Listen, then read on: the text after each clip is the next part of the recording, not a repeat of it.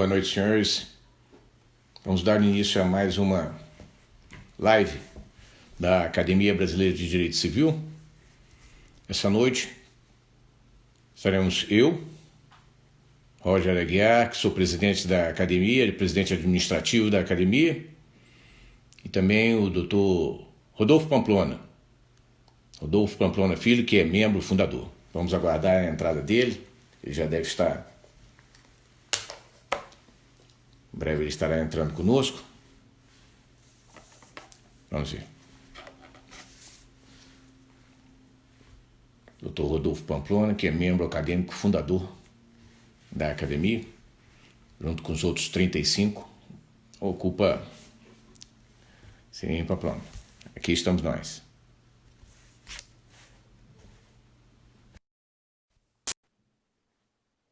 Pronto, estamos só aguardando ele entrar. Olá, meu presidente. Tudo bem, doutor? Tudo bem? Boa noite, como estamos? Como é que estamos nesse período de pandemia e isolamento presencial? Né? Para mim é uma oportunidade maravilhosa poder reencontrá-lo, ainda que virtualmente, nessas nossas impossibilidades de contatos pessoais, mas aí também estrear a minha contribuição para a nossa Academia Brasileira de Direito Civil com uma live. E que honra minha começar a fazer essa live com o meu presidente administrativo, o cara, Dr. Roger Silva Aguiar. Isso, né? A honra é nossa, meu caro Rodolfo, a honra é nossa, sem dúvida nenhuma. Eu já dizia aqui no início que hoje teríamos o prazer de ouvir o Rodolfo Pamplona, nosso membro acadêmico fundador, né? Muito nos honra com sua presença. O Rodolfo, agora, neste momento, já ostenta um outro título até, é o campeão de lives da Academia, sem dúvida, e eu acredito que do direito brasileiro, porque não vejo nenhuma pessoa ser tão convidada, pelo menos dentro do civilista, ser uma pessoa tão convidada para realizar lives como você, Rodolfo, pelo amor de Deus. Você está dando assim um show midiático, né? É uma coisa para mim, isso para mim, na verdade, é um grande prazer, um privilégio, porque desde que eu me isolei aqui presencialmente, né, eu fico aqui isolado aqui nesse quartinho aqui pequenininho, e aí olha, eu preciso servir a comunidade. E aí assumi, disse, estou disponível para discutir, fazer isso, e confesso a ti que eu não recuso participar de lives. As pessoas que me procuram, eu apenas faço uma organização hoje, até porque eu continuo na ativa da magistratura e sempre, sabe, a palavra ensina e o exemplo arrasta, então eu continuo mantendo o meu gerenciamento de informação de magistrado, o GIM, lá do PJE, zeradinho, tudo em dia, né? Eu não atraso o processo, então é algo, e para um juiz na capital isso é muito complexo, então precisa realmente ficar entrando no sistema o tempo todo, porque chega, despacha em feriado, não tem mais feriado, a gente já vai fazendo tudo ao mesmo tempo e tentando dar assistência aos jurisdicionados nesse ponto, além dos alunos, né? O semestre na universidade particular que eu ensino, né, já se encerrou, já entreguei todas as provas, vamos ter aí no dia 21 de julho a defesa das bancas do TCC. Na Universidade Federal em que eu ensino, o semestre foi suspenso. Então, ainda em negociação para uma retomada das atividades. Estou vendo aqui o professor titular de Direito Civil da Universidade Federal da Bahia, sou Leandro Cunha, aqui participando também, já dei um tchauzinho aqui. E ter essa oportunidade, eu digo, olha, já que eu vou estar isolado, não vou ter a oportunidade de ver qualquer pessoa em si, eu digo, olha, eu vou, nesse ponto, servir. Eu acredito isso como uma máxima de vida, né? É aquela frase de Gandhi, quem não vive para servir, não serve para viver. E desde então, eu estou aí tirando dúvida. Eu ainda tenho essa característica, que eu fico brincando, dizendo que é uma característica poliamorista minha, porque eu sou tanto do direito civil quanto do direito do trabalho. Então, nesse ponto, aí às vezes eu me surpreendo comigo mesmo. Eu já estou completando 214 lives, mais ou menos. Já passei de 2 centenas. No começo eu fazia 5, 6 por dia. Agora eu estou limitando a 1, 2 no máximo, até porque eu preciso sempre continuar em dia. E estou vendo aqui, deixa eu mandar um abraço especial, nosso confrade Guilherme Calmon também entrou aqui na live. Um abraço a todos e todas. Também um monte de gente tem participado de outras lives. Para mim é muito importante isso. E realmente é uma oportunidade da gente disseminar conhecimento, que é uma das finalidades da nossa Academia Brasileira de Civil, que eu tenho muita honra de participar, de estar com uma cadeira dos membros fundadores. Então, para mim, é, sem sombra de dúvida, uma oportunidade de servir através de você, que é o nosso grande líder. Vamos lá, você manda. Nosso grande líder é o doutor Ricardo Lira. Por sinal, estaremos todos juntos, né, na próxima terça-feira, se Deus quiser. Né, Exato. A academia, né, para debater aí o regime jurídico, né, excepcional e transitório, temporário, né, a RJET. E... a Lei 14.010. A gente acompanhou todo o processo legislativo. Esse é um tema que, sabe, que eu estou na ponta da língua. Eu gostaria muito de participar. Eu vou estar participando de uma live, né, no horário que começa, mas assim que eu terminar a live, eu entro nessa reunião. Acho que vai ser uma reunião muito produtiva, ainda mais com o nosso mestre Ricardo Lira presidindo. Presidindo, exatamente. Né? Então, no regime jurídico mesmo, né, esse agora da 14.010, nós acompanhamos aí todo o projeto de lei, o andamento do projeto de lei, e nós tínhamos dispositivos relativos a esse tema que nós vamos tratar hoje. Alguns deles foram abatidos pelo veto presidencial. Então, eu acho que até a importância dessa discussão que vamos fazer hoje ainda cresceu diante do fato de que ficaremos sem alguns dispositivos legais que podiam reger a matéria. Exatamente. Algumas demandas, né, judiciais, e que agora não. Agora está na incumbência realmente nas mãos da doutrina e futuramente do judiciário, né, dar o deslinde, né, das questões que vão ser levadas a ele. Pois bem, eu diria, meu amigo, que na verdade agora é uma tarefa simultânea, porque já pululam no país algumas ações, a tendência é aumentar ainda de uma atuação, seja pelos particulares, seja pela atuação do Ministério Público, e, na verdade, acho que esse é um tema que a gente precisa discutir realmente seriamente. Por quê? Porque eu tenho visto nesse campo um voluntarismo, uma atuação que, na verdade, não parece aplicar o melhor direito, mas sim dentro dessa postura de, eu preciso fazer alguma coisa porque eu tenho que ser o herói do cidadão, o herói do consumidor, e fica sem perceber a complexidade dessa questão. Não quero dar spoiler, mas acho que o tema é fascinante também por isso. Sem dúvida, sem dúvida. Eu não concordo plenamente com você, Rodolfo. Inclusive, a academia programou, né, deixa eu fazer uma pequena propaganda aqui, programou para a próxima quinta-feira um encontro também, uma live nesse mesmo horário, com o Rafael Petef, que foi um dos membros da comissão redatora, né, do PL 1179, e que estará conosco também discutindo esta questão, só que sob o viés do caso fortuito da força maior, né? Também imbricado, né, com a questão da imprevisão, né, do cumprimento do contrato, das revisões contratuais e etc. Então, isso a demonstrar como a academia está preocupada com essa questão que vamos tratar hoje.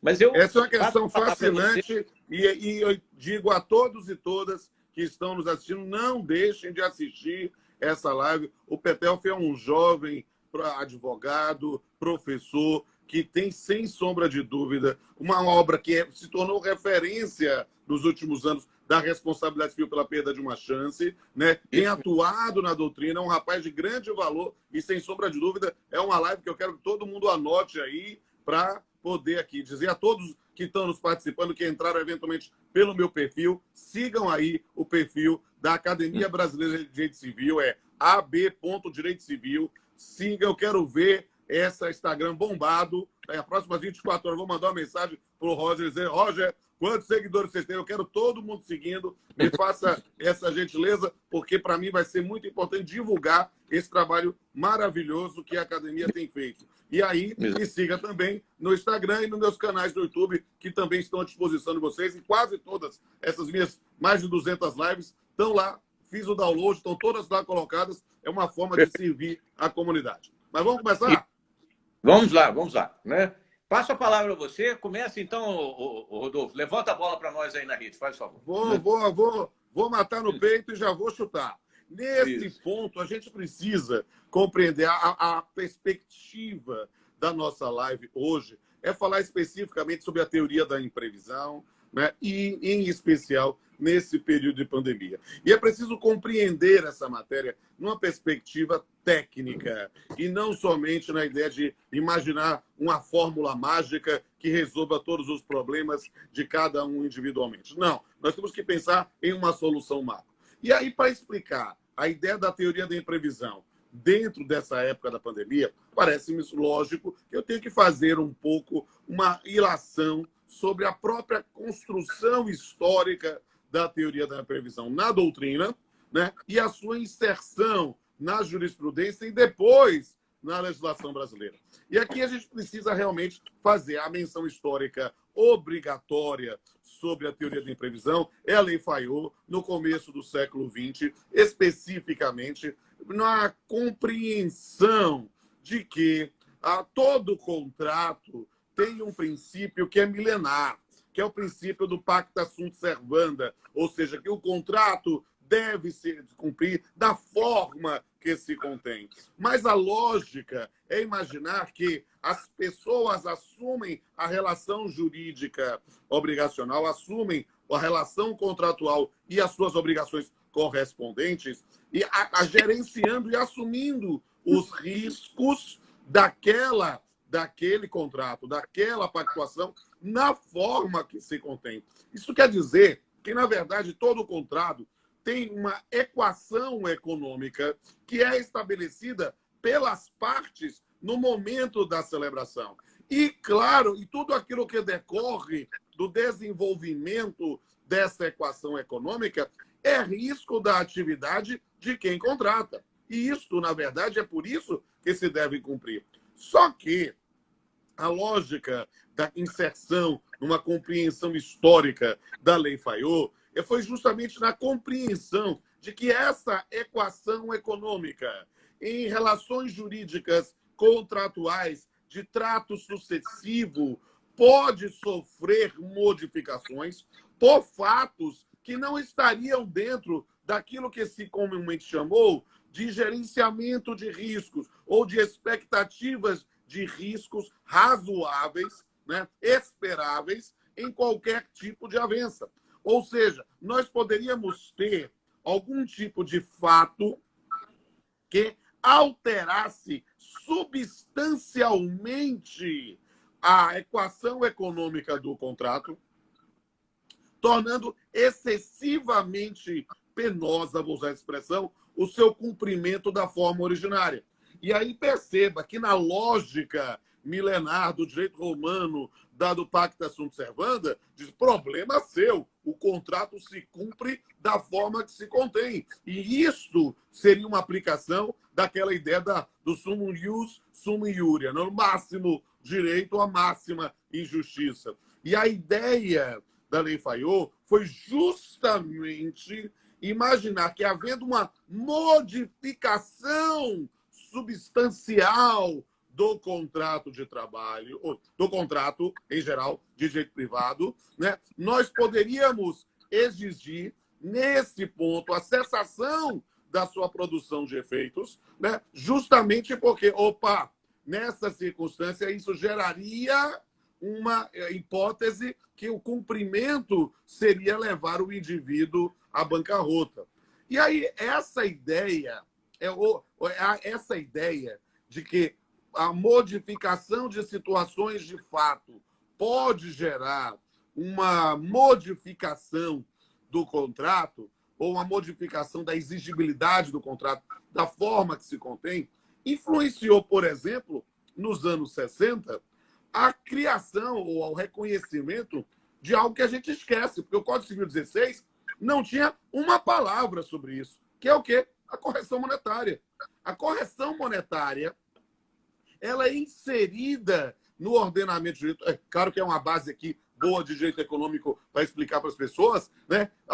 A correção monetária é inserida no sistema brasileiro inicialmente como uma construção jurisprudencial. Por quê? Porque na regra do Código Civil de 16 predominava o nominalismo. Ou seja, se eu te empresto R$ 1.000, você me devolve R$ 1.000, no máximo com os juros limitados à lei de usura. Mas a ideia de correção não existia no texto original do Código Civil 16, até mesmo pela época que ele foi construído.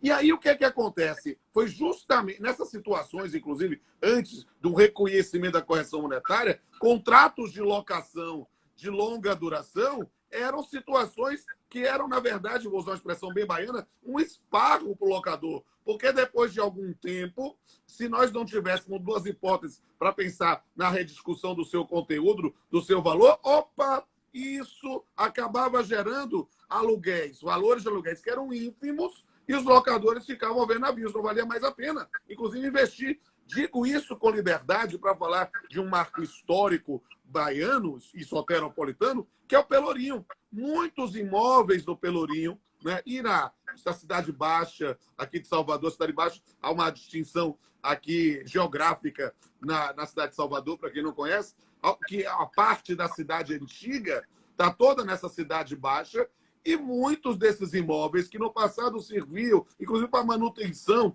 de famílias através dos seus aluguéis, perderam completamente o valor de mercado e tornaram situações de que contratos de locação que eram praticamente de duração indefinida. Por quê? Porque você não tinha, o indivíduo não tinha como pagar, não tinha como mudar, não tinha como despejar. E isso ficava. Perceba que foi uma construção, Paulo. Depois, obviamente, a legislação foi trazendo, e notadamente a atuação de Roberto Campos lá no Ministério da Fazenda, na construção das primeiras normas de correção monetária no país. Mas isso é só para mostrar que a ideia de uma revisão contratual baseada no nominalismo foi algo que foi construído primeiro como uma revolta dos fatos contra os códigos. Primeiro, numa construção respaldada na doutrina, mas pela jurisprudência. E é claro que a gente vai ter um grande marco nesse momento. Só fazer um abraço aqui para a ilustre professora Karina Fritz. Já fiz uma live com ela, a nossa germanófila favorita, né? E nesse ponto, dizer que um grande marco para essa ideia de revisão contratual, sem sombra de dúvida, foi a inserção no Código de Defesa do Consumidor. Na verdade, a própria edição do Código de Defesa do Consumidor como uma possibilidade de reconhecimento, nesse ponto, de uma possibilidade de revisão daquele conteúdo, né? Aqui também, para fazer um registro aqui, professor Fagner Santos, aí do Rio de Janeiro, mandando um abraço, e o meu amor aqui, Aline Cosenza, também, dando um tchauzinho. E nesse ponto, o que é que acontece com a questão especificamente do Código de Defesa do Consumidor? Me permita usar uma expressão assim meio irreverente. Você sabe que eu tenho um estilo assim mais histriônico, talvez. Na verdade, com a questão da revisão contratual a partir do Código de Defesa do Consumidor, nós vivemos um fenômeno que eu poderia dizer que era o seguinte. Aí o interior do Rio de Janeiro e de Minas Gerais, acho que o pessoal usa muito isso. Quem nunca comeu mel, quando come, se lambuza. E aí o que é que acontece? Na ideia de dizer que a revisão contratual era um direito do consumidor, as pessoas esqueceram quais são as premissas teóricas para a revisão contratual. E é isso que nós vamos ver neste momento. Por quê? E aí vamos agora avançar para a segunda etapa da nossa live. Eu explico historicamente a ideia da teoria da imprevisão, que se calcou naturalmente no reconhecimento de uma cláusula implícita em todo o contrato, a cláusula rebus sic stantibus, ou seja, a ideia que o contrato se cumpre como se contém, enquanto as coisas continuam da mesma forma. Pacta sunt servanda, rebus sic stantibus. Essa é a ideia que as pessoas acabam esquecendo quando eu falo de revisão contratual. Por quê, meu amigo? Porque o Código Civil de 2002 admitiu a aplicação da teoria da imprevisão. Mas aí a pessoa pergunta lá, onde é que está? Onde é que está lá escrito no código teoria da imprevisão ou cláusula rebus sic stante? A pessoa bota lá no navegador da internet, bota lá o Ctrl+C, o Ctrl+F, começa a querer procurar e não acha. Porque, na verdade, ela veio com um outro revestimento normativo. O revestimento foi a ideia da resolução por onerosidade excessiva. A ideia é a mesma, mas perceba que apenas o nome foi utilizado numa outra perspectiva. Perceba, a lógica era, qual era o princípio milenar do Pacta Sunt Servanda? É para cumprir o contrato da forma que se contém. Vem a ideia de dizer que a cláusula rebus sic stantibus está presente em toda a negociação para dizer, opa, se o contrato, que muitas vezes com duração determinada, mas com trato sucessivo, né, ou prestações diferidas, e o indivíduo diz, se o contrato, para ser cumprido, gera uma desigualdade tal, uma desproporção tal, que não foi assumida pelas partes onerosas originariamente, então é possível fazer a sua extinção. A ideia da resolução, justamente, olha a expressão, onerosidade excessiva. Ou seja, nós tínhamos uma equação econômica do contrato originária que, por um fato superveniente, sofreu uma profunda desproporção e que não autoriza mais a continuidade da relação contratual. A lógica da previsão específica é a extinção da relação contratual. Só que aqui, como lembra a nossa querida Carina Fritz, já colocou aqui, quase como uma pesca ou uma cola para mim, a base é o negócio jurídico. E nesse ponto, nós precisamos lembrar de um princípio fundamental da teoria do negócio jurídico que foi prestigiado pelo Código Civil de 2002, que é o princípio da conservação do negócio jurídico. E por isso, na parte do Código Civil que fala de uma resolução, estou dando ênfase, né? Resolução por onerosidade excessiva, ele admite a manutenção da relação contratual, a conservação do negócio jurídico, se a parte que se beneficiaria dessa desproporção assumir e dizer, olha, eu dou a diferença, ou eu baixo o valor, aqui pode ser para cima ou para baixo. Eu vou ter nessa circunstância, vou compensar essa diferença e vamos manter o negócio jurídico. Essa é a lógica do sistema como foi concebido originariamente e como foi positivado. Ponto e vírgula. Aí a gente vai dizer, a gente pode aplicar essas regras no período da pandemia? Minha resposta será, obviamente, um sim. Mas as pessoas estão aplicando como o código fala, ou como a doutrina trouxe a questão? Aqui vai ser um estridente não. Por quê? Porque nós precisamos compreender, meu amigo Roger, que não temos a menor dúvida que estamos vivendo um tempo absolutamente surreal, vou usar essa expressão. Se alguém em dezembro, eu não te vejo desde o ano passado, mas se em dezembro nós nos encontrássemos para passar o Réveillon juntos, seria um prazer estar contigo, e aí chegasse uma cigana ou uma profetisa e dissesse, olha, em 2020 você vai passar mais de 100 dias isolado presencialmente. Eu ia dizer, sai daqui, qual é? Tá maluca? Surtou? Pirou da batatinha? Ia falar uma maluquice dessa? Sai pra... Tá. Agora, o imprevisível, o impossível se tornou realidade. Aquilo que nós iríamos brincar ou fazer pouco caso em dezembro se tornou realidade de março para cá. E estamos vivendo algo absolutamente inédito na história do país e do mundo. E é, nesse ponto, algo absolutamente não somente imprevisível, como também inevitável. Né? Ninguém pode dizer, não, eu acho que é só uma gripezinha e vou resolver tudo. Não dá. Não dá. A gente tem que levar a sério essa questão. E aí, de fato, nós precisamos compreender que estamos... Porque nós estamos, inicialmente, querido Roger, combatendo um inimigo silencioso e invisível. Só que o inimigo silencioso e invisível agora já se apossou. Ele tem nome e ele, todos nós conhecemos, lamentavelmente, pessoas próximas a nós que se contaminaram e que não sobreviveram. E aí a gente percebe o quanto isso é sério. Nós passamos de um número absurdo de contaminados e de mortos.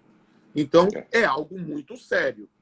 Eu digo com absoluta verdade. Conhecemos pessoas que se contaminaram e que conseguiram testar negativo depois. Aqui, digo, inclusive a minha namorada, ó, ela conseguiu. Eu fiquei 30 dias absolutamente preocupado, tenso. Agora ela já voltou ao convívio. Mas outros não passaram por essa. Você quer falar? Eu gostaria de comentar que você citou assim, muito bem, né, esta questão da Lei Fayot, né? Não é uma... a gente precisa ressaltar que isso não é só um aspecto histórico, né? Do surgimento moderno, porque a rebus sic stantibus, pela própria designação do latim, já é obviamente algo muito... Né, vem lá do Código Hammurabi e foi adotado pelo direito romano, mas ela ressurge com força exatamente com a Lei Fayot, né? Mas diante de uma situação que é 1918, é a Primeira Guerra. Né? Isso. Ou seja, é uma situação, né, semelhante na sua gravidade à que nós estamos vivendo agora nesse momento. Porque o que nós estamos vivendo... nós estamos vivendo uma guerra, meu amigo. Né? Então, não é simplesmente uma questão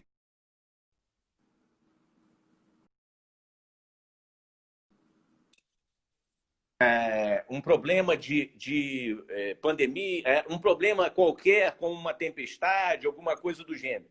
Né? É, sim, uma situação em que, né, a própria revisão contratual, né, se impõe, mas por um fato que realmente ultrapassa a questão do imprevisível. Ele é absolutamente imprevisível. Né? Mas não é imprevisível apenas para uma das partes, não. O seu impacto, né, é total, ou seja, toda a sociedade foi impactada, e isso é um aspecto que eu acho que nós temos que ressaltar e tratar aqui. Né? Eu acredito, também estou dando um spoiler, mas é uma questão sombra de dúvida, porque a gente fica muitas vezes imaginando nessa forma de aplicar a teoria da imprevisão, só pensando em um lado, em o devedor de uma das prestações, e esquecemos que, na verdade, podemos não estar todos no mesmo barco, mas estamos todos na mesma tempestade. Estamos, sim, todos sofrendo essa circunstância e combatendo isso, e tendo que ir lutando. E aí, o que é interessantíssimo? Eu não tenho a menor sombra pálida de dúvida que estamos vivendo uma guerra também. Estamos com o mesmo substrato fático que originou a Lei Fayot e fez ressurgir a ideia da cláusula rebus sic stantibus de origem romana. Na verdade, a gente tem aí uma questão importantíssima. Só que, meu querido Roger, né, e digo aí com liberdade, eu há 25 anos na magistratura, você há tantos anos também no Ministério Público, né, a gente está acompanhando o que está acontecendo hoje, né, por iniciativa individual ou não. E uma das críticas, eu digo com liberdade, porque eu acompanhei a edição da Lei 14.010, quando ainda era o projeto 1179, nós participamos de debates sobre isso, e algumas pessoas disseram assim, não, olha só, não pode passar assim, é preciso estabelecer já um parâmetro linear de redução, 10%, 20%, 30%, porque é para garantir segurança quando o indivíduo não parou para pensar que a lógica da 1179, no seu projeto original, inclusive a parte vetada, é, na verdade, de tentar manter as atividades em um período absolutamente excepcional, mas não para imaginar um dirigismo que vai gerar uma violação da autonomia da vontade. Porque, meu amigo, o que é que está acontecendo? Nós estamos vendo pessoas individualmente, coletivamente, ou mesmo até em ações civis públicas, em atuação do Ministério Público, pedindo redução de aluguéis, redução de mensalidades escolares, redução de mensalidades de instituições de ensino superior. E aí nós vemos o Poder Judiciário, às vezes, não concedendo, às vezes concedendo 10%, 20%, 30%, 50%. Eu vou dizer com o meu grau de reverência em grau máximo, ômega mega power. Né? Eu vou lhe dizer que, na verdade, nós temos aí uma situação de chute. Quando o magistrado diz lá e reduz 10%, 20%, 30% de forma linear, ele está chutando. Parece muito com o mesmo chute que ocorre na prática quando alguns colegas vão fixar indenização por dano moral. Ele repete no chavão e lá fixa em 500, em 1.000, em 5.000, em 10.000, e não há um critério técnico com isso. E é preciso explicar essa matéria com seriedade. Por quê? Porque eu não tenho a menor dúvida que nós estamos no mesmo substrato fático, para usar a expressão de Ponte de Miranda, o mesmo suporte fático para pensar na aplicação da teoria da imprevisão. Mas não é assim que se aplica a teoria da imprevisão. É preciso entender que a teoria da imprevisão nesse ponto, a compreender que é preciso empoderar as partes para negociar. Por quê? Porque a não aplicação da teoria da imprevisão significaria simplesmente o cumprimento do contrato da forma originalmente pactuado, inclusive nos seus valores. Então, nesse ponto, o que é que se tem? Gente, houve uma mudança de uma situação fática. Houve aqui, nesse ponto, nesse ponto, alguns que perderam o emprego, estão com contrato suspenso, houve uma diminuição da demanda, do aquecimento. A gente precisa pensar em negociar. A priori, no rigor da ponta da faca, a negociação é para ser individual. Por quê? Porque justamente levando as características de cada um dos credores e devedores para poder verificar, nesse ponto, analisando naturalmente os livros da instituição que fornece, aí, do locador, da instituição de ensino. Claro isso. Mas é claro que a gente não pode negar que há muitos casos uma situação de vulnerabilidade. Em outros não há, não, viu? Né? Mas em muitos casos há uma situação de vulnerabilidade pela própria condição do consumidor. E aí é que entra o Ministério Público. Vamos por partes. O ideal é o individual, cada um ir resolvendo dessa forma. Pode-se ganhar força em ações coletivas, ações aqui no sentido amplo, movimentações coletivas, negociação coletiva com associação de pais e mestres ou grupos de consumidores juntos. É possível, sim. Mas, reconhecendo a vulnerabilidade do consumidor, o que o Ministério Público tem de fazer nessa circunstância? Me parece tão óbvio, sabe? Aquela obviedade lulante. ele tem que instaurar, não é ajuizar a ação civil por pensar em redução, dizer eu sou o herói da nação e vou conseguir para vocês. Não.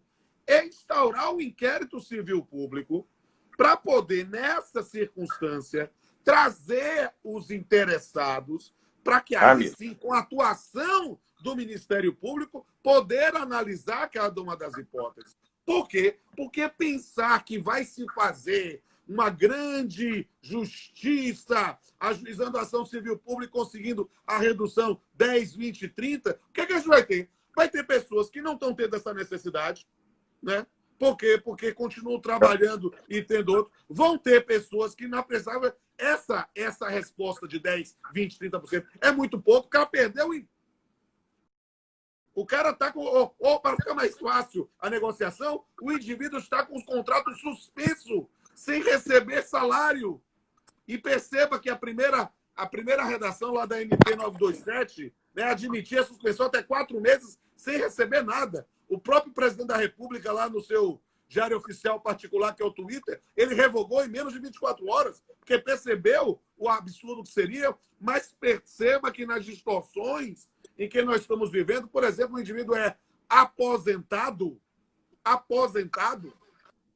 ele e está trabalhando, e com esse trabalho é que ele recebe, paga, sei lá, a mensalidade do filho. O cara aposentado, trabalhando com esse salário, se ele entrar na suspensão do contrato de trabalho da MP 936, que virou lei hoje é a lei 14.020, né? Ele não recebe nada. Nada. Então, o que acontece? Precisa, na verdade, aí quase uma moratória, ou eventualmente uma bolsa, para pelo menos com uma limitação temporal, né? Por quê? Porque a gente tem que pensar nessa circunstância. E aí é aqui o que eu digo, é a importância do empoderamento das partes, que necessariamente tem de estar acompanhados por advogado. Nós temos que pensar aqui em paridade de armas e, em especial, numa atuação extrajudicial do Ministério Público. Porque, inclusive, para que se houvesse a situação de ajuizar uma ação efetivamente, o Ministério Público possa conhecer cada situação, verificar até a postulação de cada situação, né, para pensar numa dedução, aí sim, no voluntarismo judiciário. Mas imaginar, remeter para o magistrado, para ele, sabe, vou usar outra expressão baiana, chama isso, o pessoal da construção civil diz assim, é jogar o barro na parede, sabe, para ver se cola, para ver se é cimento, sabe? O indivíduo, ou que os nossos alunos dizem assim, o não eu já tenho, então deixa eu tentar. Ele não tinha nada, se conseguiu 10%, 20%, vai. Mas perceba que isso acaba gerando uma situação de profunda desigualdade. Só para lhe dar a palavra, só dar 2 exemplos aqui de Salvador, que para mim foi esse sintomático. Um grande colégio cá de Salvador viu o que ia acontecer. E aí o que é que ele fez? Ele tomou a iniciativa, chamou seus advogados, chamou a Associação de Pais e Mestres e fez uma negociação para que pudesse verificar quantos tinham bolsa, quantos que tinham, porque muitas vezes tem desconto, né? Aí para ver como é que vai fazendo isso. E aí fez uma norma coletiva, quase uma convenção coletiva de consumo, sabe? Está prevista lá no CDC e ninguém faz, né? Mas esse, justamente, não teve nem Ministério Público. Ajuizaram, discutiram, botaram no papel, fizeram uma redução, acho que de 15% ou 20% das mensalidades, resolvido o problema. Outro colégio, o que é que aconteceu? Não teve campo de negociação, não teve essa expertise, não teve. Aí começou as batalhas judiciais. O indivíduo ajuiza a ação, um juiz defere, outro indefere, vai no SCPO, outros chegam, um dá 10%, outro dá 20%, outro não dá nada, ainda condena litigância má-fé. E aí, outros, em atuação do Ministério Público, tivemos uma situação aqui interessantíssima. O Ministério Público resolveu se arvorar de herói da sociedade, e é um herói da sociedade em muitas questões, mas nesse aspecto não me parece a melhor postura. E aí o que fez? Ajuizou uma ação contra um colégio confessional aqui de Salvador e conseguiu lá uma liminar para reduzir 10% ou 20%. Os pais se solidarizaram com o colégio. Com o colégio. Com o colégio. Porque sabiam que o colégio fazia atividade filantrópica, estava nesse período da pandemia ainda ajudando uma quantidade enorme de pessoas que estavam sem teto. Então, perceba, às vezes a gente acha que está resolvendo o problema da humanidade, mas não está conseguindo compreender, no caso concreto, as peculiaridades. E se há uma coisa que eu aprendi nos meus 25 anos de magistratura e magistério, é que, em matéria de direito, a menor diferença de fato gera a máxima diferença da aplicação do direito. Acho que era mais ou menos isso que eu queria falar. Uhum. Rodolfo, Dê sua experiência aí com o Ministério Público. Hein? Dê sua experiência com o Ministério Público aí. Pronto, exato. Eu quero te dizer, primeiro, o seguinte, que eu concordo em número, gênero e grau com você, né? E agora, há aqueles que nos assistem, né, para que não tenha nenhuma pessoa desesperada, né? Acabei de ver a nossa colega Vânia, por exemplo, aqui, dizendo, não, quero mandar um aqui... abraço para ela. Um abraço, né? Estamos aqui com uma ação com o Ministério Público, numa faculdade de medicina, né? Pois bem, o que eu gostaria de anotar é que, primeiramente, que não se trata aqui de uma não estamos contra, né, que se obtenha a revisão, né, contratual. De forma alguma. Né? Não é exatamente isso, né? O que o Rodolfo está muito bem colocando, né, Vânia, é que a revisão contratual não é para ser feita desta forma como está sendo feita, né? Isso precisa ficar claro, né? E eu acho que precisaria ficar muito bem claro para o Ministério Público também, porque eu sou promotor de justiça, mas não adotei esse caminho, né? Porque a revisão contratual, né, é a mudança de situação do contrato, onde da base jurídica do negócio, como disse a Karina, né, ela não é algo que acontece de igual forma para todos. Né? Isso. Não é porque a doutora Judite, por exemplo, anotou muito bem, né, em artigo, que não é porque as aulas, por exemplo, passaram para presenciais em vez, né, de, ao invés de presenciais. Isso não está a significar que o contrato se desequilibrou porque a prestação mudou. Né? E eu quero fazer para que, né, preste bem atenção nisso. Né? Os consumidores prestem bem atenção nisso. Né? Se a pandemia prosseguir, né, Deus queira que não. Deus queira que ela termine agora, dentro em breve, a vacina chegue aí até setembro, outubro, como diz o Trump, ou mesmo o nosso presidente, que a vacina esteja aí disponível o mais rápido possível. Mas vamos dizer que ela prossiga. Ela prossiga pelo próximo... Posso dizer uma coisa assim? Não estou querendo ser trombeta do apocalipse, não. Estou torcendo para que venha a vacina. Mas você sabe, na história da medicina, qual foi a vacina que foi obtida mais rápida? Foi a da cachumba. Demorou 2 anos. Então, pronto, exatamente. Pois, né? Então, vamos dizer que o nosso pesadelo, né, agora, pessoal, ele permaneça por 2 anos. O que vai acontecer no início do ano que vem? As aulas vão ser online. Né? Continuaremos tendo aulas online. Né? E eu gostaria de dizer ao ouvido de todos os meus colegas do Ministério Público, né, e não numa live né, para dizer a multidões, mas aos colegas, o que se acha que vai acontecer no momento em que as faculdades e colégios forem negociar o preço das mensalidades ano que vem, né, para aulas online, se tiverem que ter engolido uma redução linear de 30% este ano. Ano que vem, já estaremos no meio da pandemia. Não há mudança, portanto, desse cenário. Não há mudança da base jurídica. Sentaremos todos em meio à pandemia. E aí a faculdade vai virar e dizer: agora está na hora de eu recuperar o prejuízo que eu tive ano passado. né? Agora, sabe aqueles 30% que eu te dei?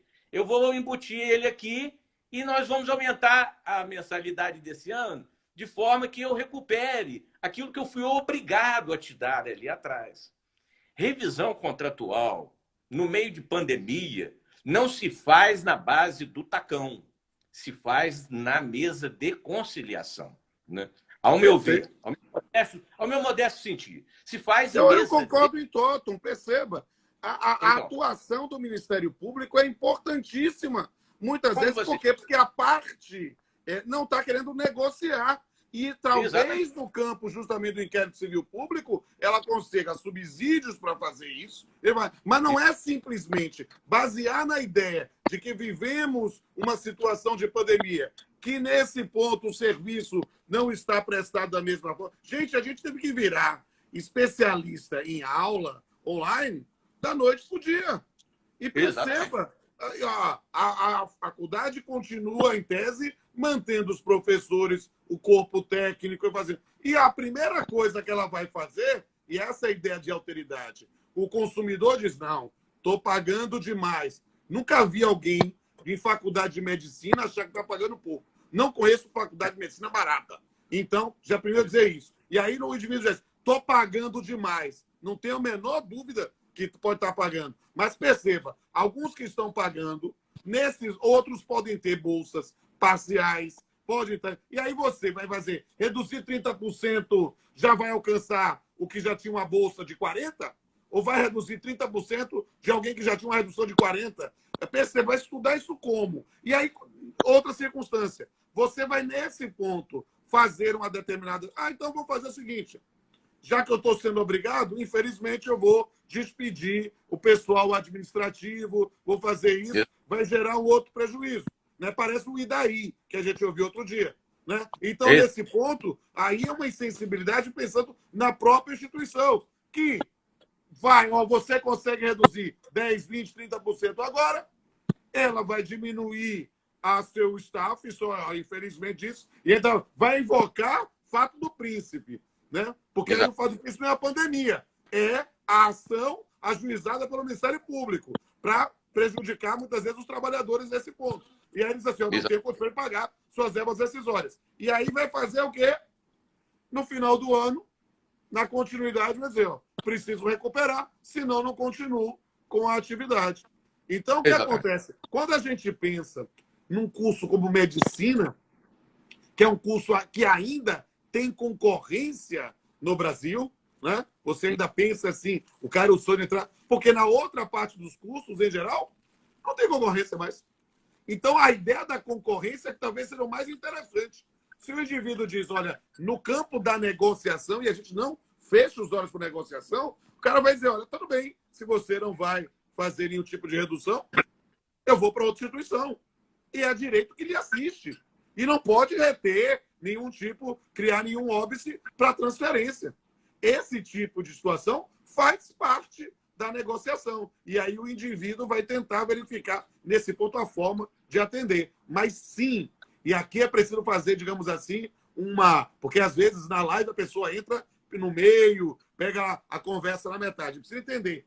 A teoria da imprevisão é perfeitamente aplicável para esse período de pandemia. Nós precisamos efetivamente aprender a utilizá-la de forma a reconstruir a equação econômica no campo da negociação, individual, coletiva ou através do Ministério Público. Exatamente. E levando sempre em consideração que, né, a pandemia não é só para o pai do aluno, não é só para o aluno, é para todo mundo. As faculdades, escolas estão no meio da pandemia, né? Mas eles são mais fortes economicamente. Bom, eles são mais fortes economicamente até o momento em que ele mantém a sua atividade, né? Porque eu, por exemplo, na minha comarca, não entrei com ações de revisão e outras entraram, né? Sei de outras que entraram, né? Mas comentei com os meus funcionários. Veja bem, diga aos pais, né, que se querem que nós entremos com ação, eu posso até entrar.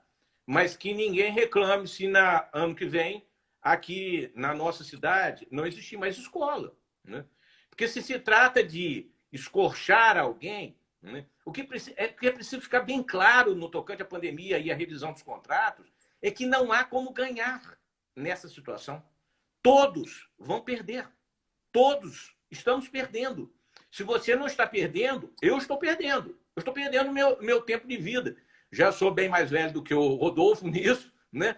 Meu tempo de vida é mais curto, né? E eu estou perdendo. Todos estamos perdendo. Agora, a Lei Candotti acabou de dar a definição. Vamos buscar o meio termo. Não é a favor de alguém, não é a favor do consumidor, não é a favor da escola. É equilibrar o prejuízo. Não é o ganho. Preste bem atenção, não é o ganho, é o prejuízo. O prejuízo é que tem que ser distribuído. Agora, não há como distribuir de forma satisfatória se ele não for distribuído um a um. Sabe por quê? Porque, como disse bem o Rodolfo, se nós dermos um desconto linear de 30%, sabe o que vai acontecer? Né?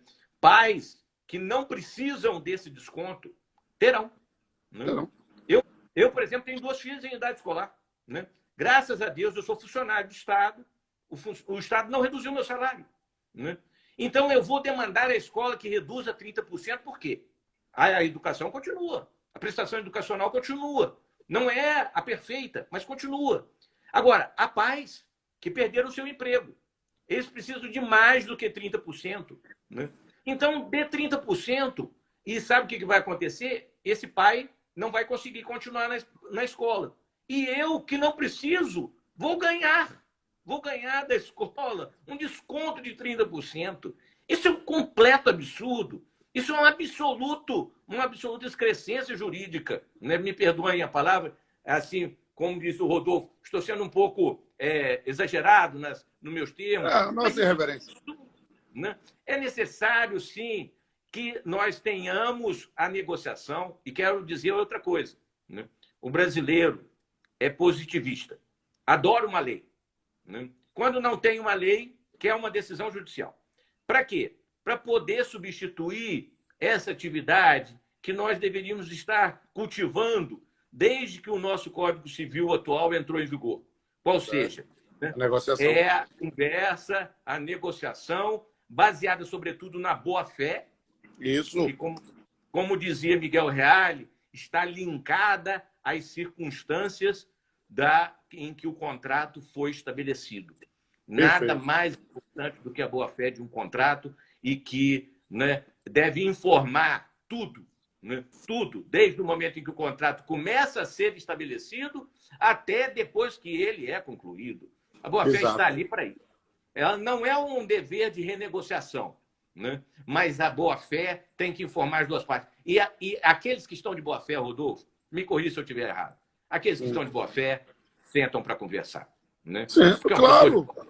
É uma pessoa que quer o bem do outro e o outro quer o meu bem. Então, a gente... Olha, eu estou fazendo lives direto, fiz mais de 200, e muitas vezes com advogados de empresa, dizendo, olha, cara, eu tenho visto as pessoas, seja na área de civil, seja na área trabalhista, seja no consumidor, as pessoas estão abertas porque percebem nesse ponto a necessidade de negociar. Ele não quer perder o cliente, mas ele precisa manter a atividade econômica, ele não quer. Agora, ele precisa fazer. E eu digo isso com liberdade, porque eu acho que eu tenho um lugar de fala ainda mais diferenciado ainda do seu. Por quê? Porque eu sou juiz, sou professor de instituição pública, mas sou professor de instituição privada.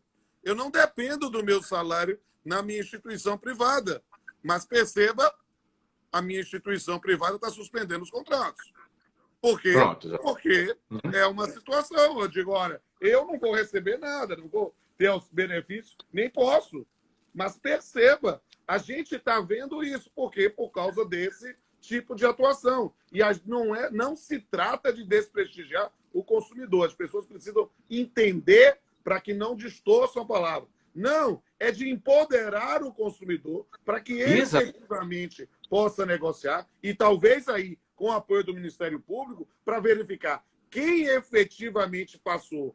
Porque está todo mundo na mesma tempestade. Mas quem passou a ficar num barco pior, né, num bote salva-vidas somente, e aí, nesse ponto, precisa verificar. E talvez aí ter um desconto maior, ou quem sabe uma bolsa até o final do semestre.